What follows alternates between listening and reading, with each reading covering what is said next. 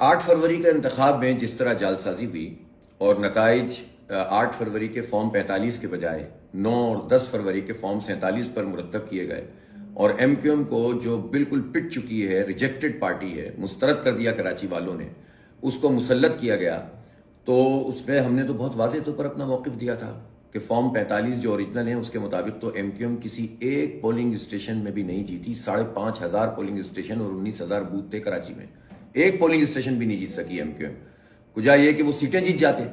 और उनको जबरदस्ती पहले उनको किताबें दे दी गई, पेपर्स दे दिए गए कि जाओ ठप्पे मारो, शहर में वो ये काम करते रहे, और जाहिर है वो ये सलाहियत से भी महरूम हो गए। ये हाल हो गया एमक्यूएम का, पूरा काम नहीं कर सके। और फिर उसके बाद भी जब कुछ भी नहीं था तो फॉर्म 47 के जरिए इनको मुसल्लत किया गया। अब जब मुस्तफा कमाल साहब का एतराफ़ जुर्म सामने आ गया और कामरान टेसूरी साहब जो गवर्नर हैं, और कामरान टेसूरी साहब का मामला यह है कि वो रियासत के नुमाइंदे हैं, महज हुकूमत के नुमाइंदे नहीं है। गवर्नर की पोजीशन रियासती पोजीशन होती है। और अगर उन्होंने ये बात कह दी है कि जो मैंडेट पिछली मरतबा था 7 सीटों वाला वो नहीं रहा, तो ये जरा हमें साइंस बता देते कि जब 7 सीटों वाला मैंडेट नहीं रहा तो 15 सीटें कैसे मिल गई, और फिर 2 हैदराबाद से भी मिल गई, और फिर इसी तरह 25 और सब मिला मिलू के 30-20 सीटें और फिर रिजर्व भी मिल गई। तो ये मैंडेट कहां से वजूद में आया? इसका मतलब यह है कि अब बिल्कुल वाज़ेह तौर पर यह बात सामने आ गई, और इस एतराफ़ जुर्म के बाद तो इलेक्शन कमीशन को फौरी तौर पर फॉर्म 45 की बुनियाद पर असर-ए-नौ जो नताइज हैं उनका ऐलान करना चाहिए। अब कोई जवाज ही नहीं रहा कि एमक्यूएम का ये जाली मैंडेट, ये जबरदस्ती का 47 फॉर्म वाला मैंडेट अब पर मुसल्लत हो। और मैं ये भी कहना चाहूंगा कि कामरान टेसूरी साहब के लिए भी अच्छा मौका है, उनकी पोजीशन भी ऐसी है। अब जब उन्होंने ये बात बता दी है कि 100% जाली मैंडेट या 200% जाली मैंडेट वाले मुसल्लत हैं,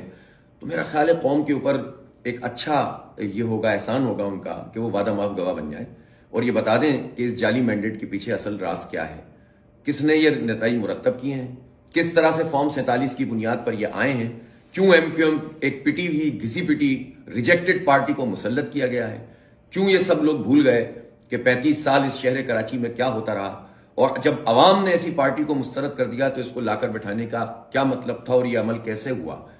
इसकी वजाहत अगर वो करेंगे और वादा माफ गवाह बन जाएंगे तो हो सकता है कि आइंदा जमहूरियत इस तरह से पामाल ना हो, आइन को इस तरह तोड़ा ना जाए, जमहूरियत पे शबखून ना पड़े, अवाम की तौहीन ना हो। ये कराची वालों की तौहीन है कि एमक्यूएम की पिटी हुई पार्टी का मैंडेट हम पर मुसल्लत किया गया है।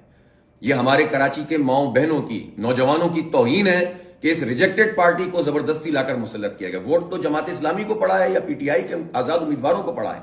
ये कहां से आ गए? तो इसलिए आप कामरान टेसूरी साहब की अब ये जिम्मेदारी है कि सारे हक़ाइक़ कौम को बताएं ताकि आइंदा कोई भी ये हिम्मत भी ना कर सके कि ये आवाम की तौहीन करे और आइन को पामाल करे।